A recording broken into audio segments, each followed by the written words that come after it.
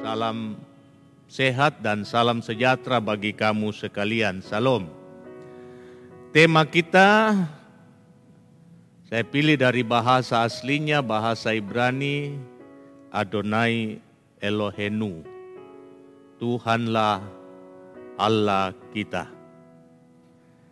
Bapak, Ibu, saudara-saudara yang saya kasihi di dalam Tuhan, membaca kitab Ulangan pasal 6, pada ayat yang pertama dibuka dengan satu kata, yakni semah. Kata semah kemudian diterjemahkan dengan kata dalam bahasa Indonesia bentuk perintah, dengarkanlah. Semah Yisrael, dengarkanlah hai Israel.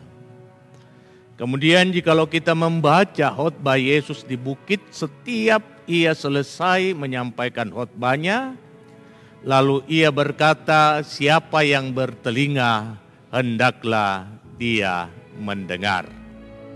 Nah, saudara-saudara yang saya kasihi di dalam Tuhan, fungsi dari telinga harus kita manfaatkan, sebab fungsinya sangat vital untuk kehidupan.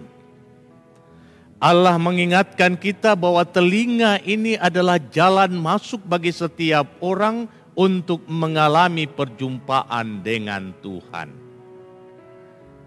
Bangsa Israel diajak untuk mendengar. Siapa yang harus mereka dengar? Yang mereka harus dengar adalah Tuhan. Tuhan yang mana? Tuhan yang telah menyatakan kuasa, Tuhan yang telah menyatakan kasih-Nya kepada mereka ketika mereka ada di tanah Mesir. Mereka adalah budak. Dan sebagai budak mereka hidup di dalam ketidakberdayaan. Hidup di dalam ketidakberdayaan sama saja hidup di dalam kegelapan. Tidak ada harapan karena bangsa ini tidak tahu kemana mereka harus melangkah. Dalam kondisi ketidakberdayaan, hidup di dalam kegelapan inilah mereka berseru-seru kepada Tuhan. Mereka berteriak kepada Tuhan, mereka menangis, mereka meratap. Teriakan dan erangan mereka kemudian didengar oleh Tuhan. Bayangkan Tuhan mendengarkan teriakan kita, lalu Dia menolong kita, masakan kita yang ditolong ini tidak bersedia untuk mendengarkan Dia. Nah, saudara-saudara yang saya kasihi di dalam Tuhan, tidak jauh beda dengan apa yang dipesankan oleh orang-orang tua kita dulu. Hai anak-anakku, jikalau kamu mau menjadi orang sukses, maka hendaklah kamu mendengar. Mak perangi komipia ami mendadi tahu. Hal mendengar, saudara-saudara, sekali lagi hendak ditekankan oleh firman Tuhan, adalah gerbang bagi setiap orang untuk mengalami perjumpaan dengan Tuhan. Mengapa? Ketika kita siap untuk mendengarkan Dia, maka Dia akan menyapa kita. Ketika Ia menyapa kita, Ia memberikan rencana dan maksud-Nya. Dan maksud Tuhan tidaklah maksud yang jahat, tetapi maksud yang terindah. Pada zaman hakim-hakim, saudara-saudara, bangsa Israel sedang mengalami kesuraman kehidupan rohani. Terutama pada zaman Imam Eli. Di situ hadir Samuel yang dari sejak kecil telah dinasarkan oleh ibunya untuk diserahkan kepada Tuhan. Di dalam kitab pertama Samuel dikatakan bahwa firman Tuhan tidak ada dan penglihatan pun tidak. Artinya apa? Tuhan tidak menjumpai umatnya pada zaman itu. Mengapa? Sebab umatnya lebih suka hidup di dalam ketidaktaatan daripada hidup di dalam ketaatan. Zaman itu adalah zaman kegelapan bagi bangsa Israel. Dan di tengah-tengah situasi seperti ini Samuel yang masih kecil tumbuh. Tetapi ia membangun hidupnya dalam relasi dengan Tuhan. Sekalipun ia belum tahu bagaimana itu Tuhan. Tetapi ia terus membangun keintiman dengan Tuhan. Sampai Tuhan datang menjumpai dia, menyapa dia, menyebut namanya Samuel, Samuel. Tetapi Samuel sama sekali tidak mengetahui siapa yang menyapa dia, siapa yang memanggil dia. Sehingga ia harus lari ke Imam Eli sampai 3 kali. Dan pada kali yang ketiga sadarlah Imam Eli bahwa bukan manusia yang memanggil Samuel tetapi Tuhan. Dan karena itu Samuel diajar untuk menyapa Tuhan yang memanggil dia. Kalau Tuhan datang lagi kepadamu, katakanlah seperti ini, aku hambamu, silakan aku bersedia mendengarkan engkau. Ini aku Tuhan. Aku siap untuk mendengarkan engkau. Saudara-saudara yang saya kasihi di dalam Tuhan. Dalam konteks bacaan kita yang kedua. Dikatakan bahwa Allah itu terang. Artinya apa? Di dalam Allah tidak ada kegelapan. Di dalam Allah tidak ada kekelaman. Di dalam Allah tidak ada sesuatu yang suram. Di dalam Allah tidak ada kekacauan. Di dalam Allah tidak ada ketakutan. Jikalau kita berkata bahwa kita anak Allah namun kita masih hidup di dalam kegelapan, maka firman Tuhan mengatakan kepada kita, kita menipu diri kita sendiri. Jikalau Allah terang dan kita ini adalah anak-anaknya, maka kita juga harus menjadi anak-anak terang.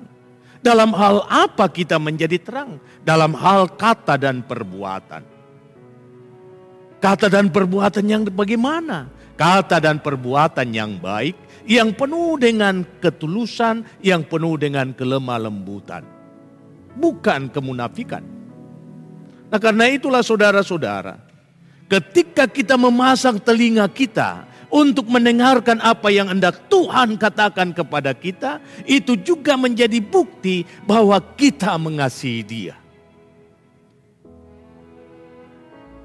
Ketika kita memasang telinga kita untuk mendengarkan suara Tuhan melalui firman-Nya, itu menjadi tanda bahwa kita adalah orang-orang yang taat dan setia untuk mendengarkan firman-Nya dan melakukan firman-Nya.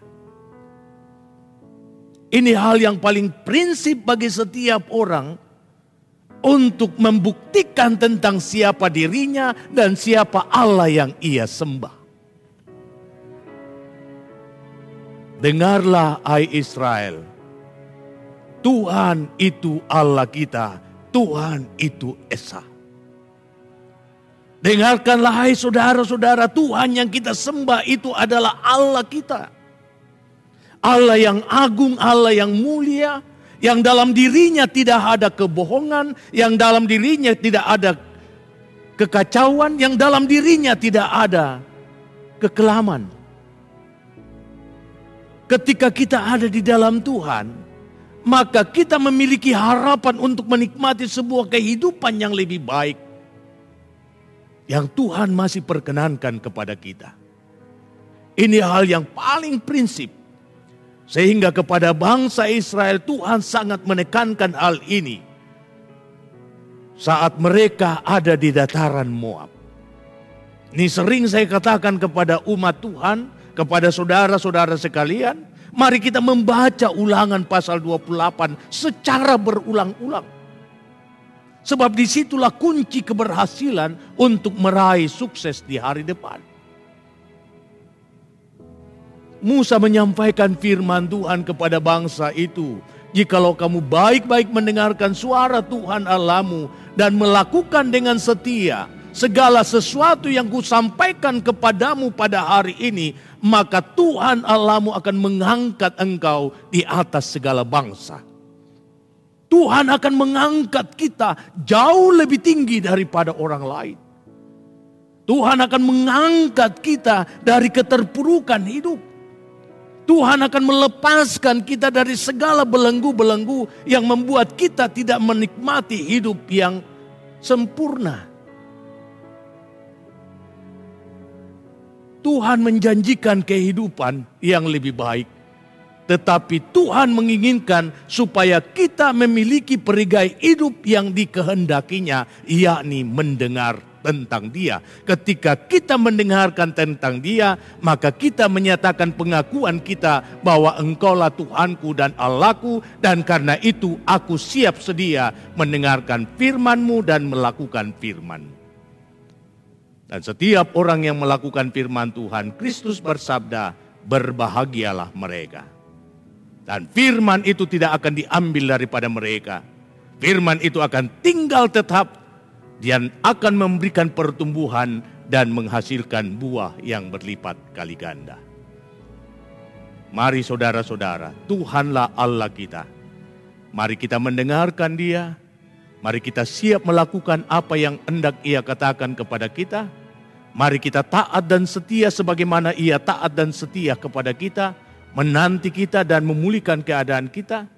Siapa yang setia sampai akhirnya, maka kepadanya akan dimakotai mahkota al-hayat. Terpuji nama Tuhan. Haleluya. Amin.